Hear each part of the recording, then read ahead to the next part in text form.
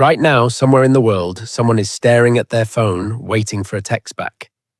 Someone is replaying a conversation from 3 days ago, trying to figure out what went wrong. Someone is lying awake at 2 a.m., thinking about a person who probably isn't thinking about them. We call this love. We act like it's complicated, like it's modern, like it's something that happened to us because of dating apps and romantic comedies and too much free time. Here's what nobody tells you. The oldest evidence of romantic love doesn't come from a poem. It doesn't come from a painting, a letter, or a song. It comes from a hole in the ground in Russia, and it's 30,000 years old. For a long time, scientists assumed pair bonding in early humans was purely practical. You stayed with someone because survival was easier with two people than one. One hunts, one gathers, one sleeps, one watches. Love, in this model, was just cooperation with better marketing. That assumption started falling apart in 1964. A Soviet archaeologist named Otto Bader was excavating a site called Sungir, northeast of Moscow. He found something that stopped him cold. Two adolescents, buried head to head, their bodies covered in more than 10,000 mammoth ivory beads. Beside them, straightened mammoth tusks over 2 meters long, fox teeth, carved figures, grave goods that would have taken months to produce. Nobody buries children like that unless they matter. Not just practically, emotionally. And Sungir wasn't an isolated case. Across Europe, across the same period, archaeologists kept finding the same pattern. Double burials, bodies facing each other, hands placed close together, objects that had no survival value, placed with care, placed with intention, placed by someone who clearly couldn't just walk away. That's not logistics, that's grief. And grief only happens when love was there first. But here's where it gets more interesting, because loving someone and being in love with someone, that distinction, that specific feeling, how old is it really? In 2005, neuroscientist Helen Fisher put people who described themselves as newly in love inside an MRI scanner. She showed them a photo of the person they loved and watched what happened in the brain. The results surprised everyone. The region that lit up wasn't the emotional center of the brain. It was the reward system, the same circuitry activated by cocaine, the same pathway that drives hunger and thirst. Romantic love, at the neurological level, is not an emotion.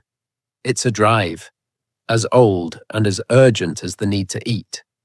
Think about that insatiable craving you feel for someone, the way your stomach drops when they text, or the desperate need to understand why they pulled away. That's not just emotion, it's a primal drive, hardwired into us for millennia. Fisher's follow-up finding was harder to sit with. She scanned people who had just been rejected, people whose relationships had ended, and the reward system lit up again. Still searching, still craving, still running the same program even after the source was gone. That response isn't learned. It isn't cultural.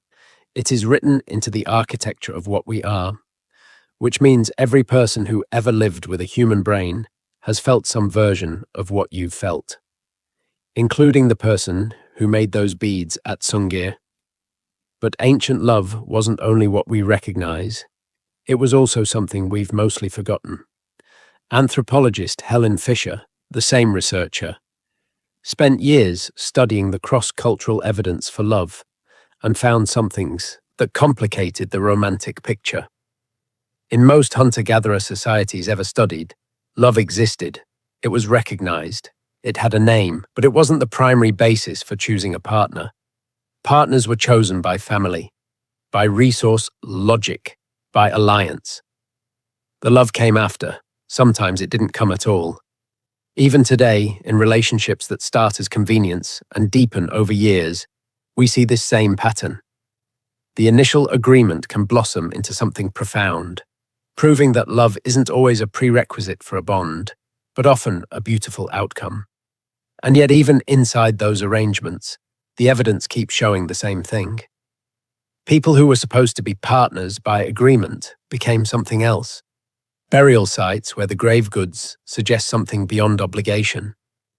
Cave paintings where two figures appear together in scenes that serve no obvious narrative purpose except proximity. Presence. Love didn't wait for permission. It never has. There's one more thing. Something the anthropologists notice but rarely talk about in public. Robin Dunbar, the researcher who mapped the 150-person social group limit, spent years studying what early human bonding actually looked like. His finding was this: the neurochemistry of romantic love and the neurochemistry of deep friendship are almost identical. Oxytocin and dopamine are the same reward loops, which means the line between loving someone and being in love with someone may always have been thinner than we think. And our ancestors, sitting around fires with no script for what they were supposed to feel, probably crossed it without knowing what to call it, just like we do. 30,000 years ago, someone at Sungir spent months making 10,000 beads for a person who was already gone. They couldn't save them. They couldn't bring them back. So they did the only thing left.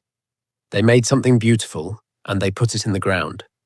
That impulse to mark that someone existed, that they mattered, that their absence changed the shape of everything, that's not ancient. That's not prehistoric. That's your 2 a.m. That's the text you're still waiting on. That's every love song ever written by anyone who ever lived. We didn't invent love. We inherited it from people who never had a word for it and felt it anyway. So the next time you're caught in the throes of love, remember, you're not just feeling a modern emotion. You're experiencing a drive as ancient as humanity itself, a profound connection echoing across 30,000 years. If you made it this far, you already know you're not like most people, scrolling past a 30-second clip. You sit with ideas, you let them land. That's exactly who First Minds is for. Every week, we go back further than history class ever took you, to the questions nobody thought to ask about the people who built everything we are. Subscribe so you don't miss the next one. And if this video changed how you think about love, even slightly, leave a comment. Tell me what hit different. I read everyone.